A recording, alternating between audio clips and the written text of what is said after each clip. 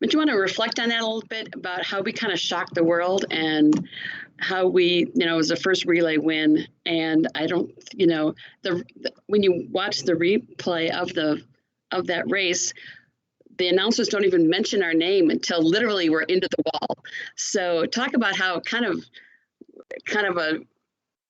what a great moment that was to kind of shock the world.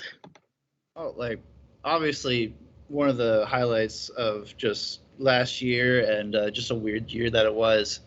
I mean, going into the race, like I felt weirdly calm versus all my other races where I felt nervous. I just felt for the 2 medley, I just felt confident, and I felt, whatever's going to happen is going to happen. And I felt like the rest of the relay kind of had that attitude towards it too, whereas like we're ready to do this and ready to get it done. And like we weren't going in there like we want to win or like, I mean, obviously we want to do well, but like we weren't expecting anything, and then we stepped up and raced, and watching Haridi come back to the wall, we were all freaking out, and I just remember hugging Nick and Somov afterwards, just realizing that we actually did it was just amazing. It must be a little nerve-wracking as the backstroker because you're done first, and then you have to just wait. So you have all the pressure in the beginning, and then you have to wait to find out what's going on.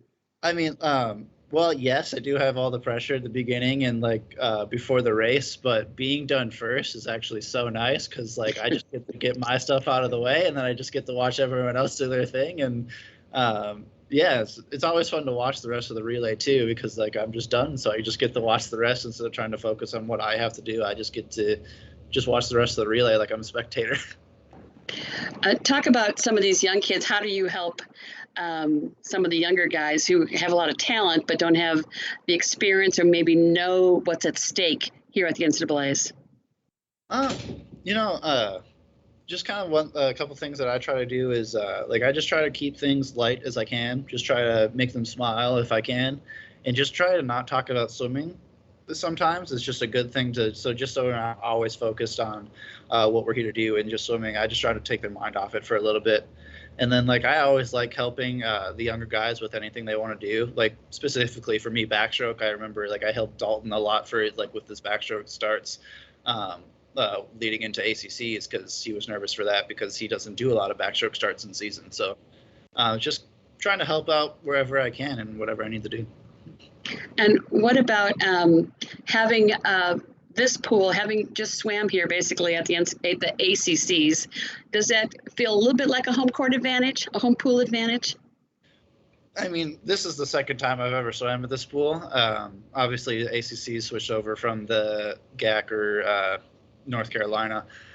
So I don't know if it feels like a home field advantage.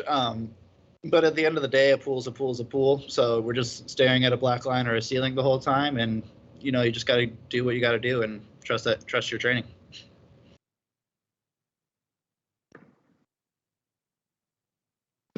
Mitch, what's something that you guys do at Louisville that helps prepare you for NCAAs? It seems like this is a team that always shows up when it matters. How do you guys get to that point throughout the season? I mean, it's hard to think of a specific thing on the spot, but I just think we do. A lot of, especially leading into NCAAs, we do a lot of power focused and sprint focused stuff that gets us ready for obviously our sprint races and stuff like that. And like we focus a lot, especially in the month leading up to NCAAs where we focus a lot on. Not trying to get everything better, but trying to get specific things better. Like in this month leading up to NCAAs, I've been working on getting my turns a lot better. Just a specific focus to try and get that extra little bit of speed for my last couple of races this season. You've been swimming since you're a little boy. How do you keep on finding new ways to shave off time?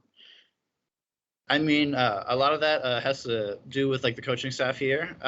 Obviously, after every race, I watch video with them and they tell me everything that I've done wrong. I'm like, okay, so what are we going to do to fix this and get it better? And they always have something to say, and there's always something I can be working on. Even now in my senior year, I still feel like there's so much that I could fix with any of my races that I feel I can drop time in all of them.